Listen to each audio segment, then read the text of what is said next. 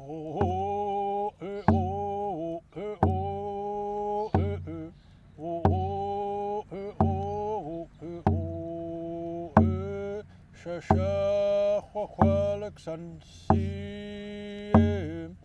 I natachelnis wilmo. Sit lang quam. Shashahwalak Sansim. Siem Nischalcha Siem Wapaktan Sinasna Siem Semiahmoo.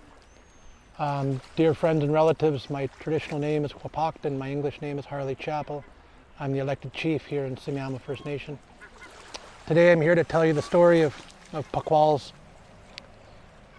Before I begin the story, before I tell you this, I need to explain a little bit of our understanding of an era, of a time and space that our old people remind us of. Many of the Coast Salish nations, I'd probably say all the Coast Salish nations here in our territory speak of, is before the world was right, before there was a separation between humans and nature, between spirituality and nature, and there was a separation that happened. Our ancestors remind us of this era and this time when we as human beings were much more interconnected with nature, with spirituality, with a different time and era, of a spiritual time. And I share this because all over the world there is this time. Some believe in dragons, unicorns, fairies, pixies, different things, and we call it folklore in different spaces. I was always told that our history here in Semiahmoo, our history here in Coast Salish territory has only been interrupted for the past few hundred years. So our connection to that space is still quite intact in our teachings and understanding around that time. This rock is a reminder of that era, of that time. This rock is set here to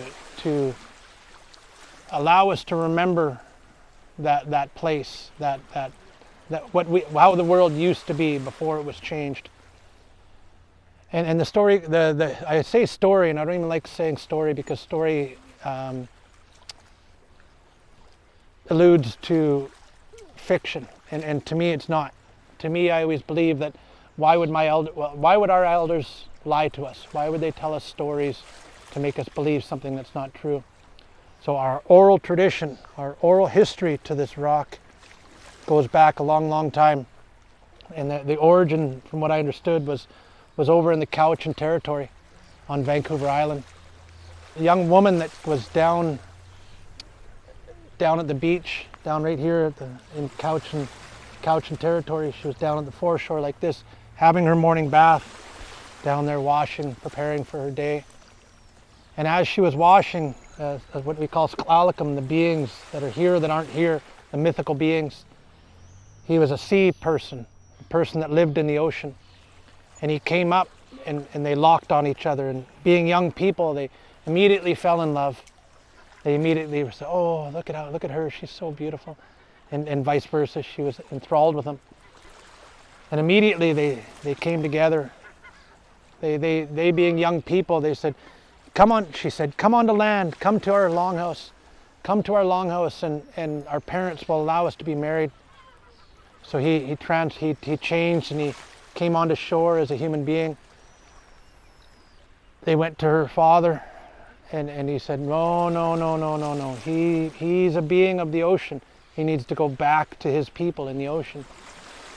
So they went back to the shore, and them being young and we all know what that young love is like. So he said, come with me.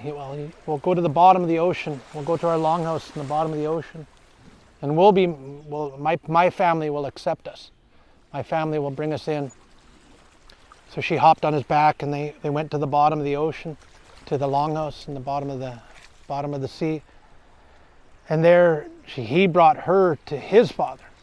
And he said, whoa, same thing. No. She's human. She belongs on land with her people. We live here in the bottom of the ocean, and we don't mix. So they went back to the shore and young and in love and difficult teenagers, or young people I'll say, they were upset and they were mad. That young man, he looked down and he looked around and he found a nice little, perfect little white rock. Picked up a little white rock and he said, I'm going to throw this little white rock, and wherever it lands, that's where we're going to make our home. Wherever this little pebble lands, that's where we're going to move to. And they say as he threw it, it grew, it began to grow and grow and grow so they could follow it. And she jumped on his back and they crossed the strait from the Cowichan area. And that rock landed here, just up the hill from right up here where the train tracks are. And it landed here. And this is where they came to begin their new life together. To me, it reminds us of this era, but it also reminds us of the beauty of our people and the relationship that we had with our territory, with this mythical time, this time and era, our elders would say, before the world was right, before the world was the way it is now, where humans are separated from nature, from spirit, and we're once removed from that. So we call this place P'Quals because P'Quals it's the white place. It's a white rock. Under all this paint, there is a white rock under there. It's similar to this, but it's a reminder. It's a marker. It's a marker of one of those places that it was because of the place that it comes down to and that it sits here on the beach. It becomes a spiritually important place. It becomes a reminder of our relationship to this era before the world was right. And it sits here on our beach, and the municipality is named after it now to forever keep that teaching and history in our minds.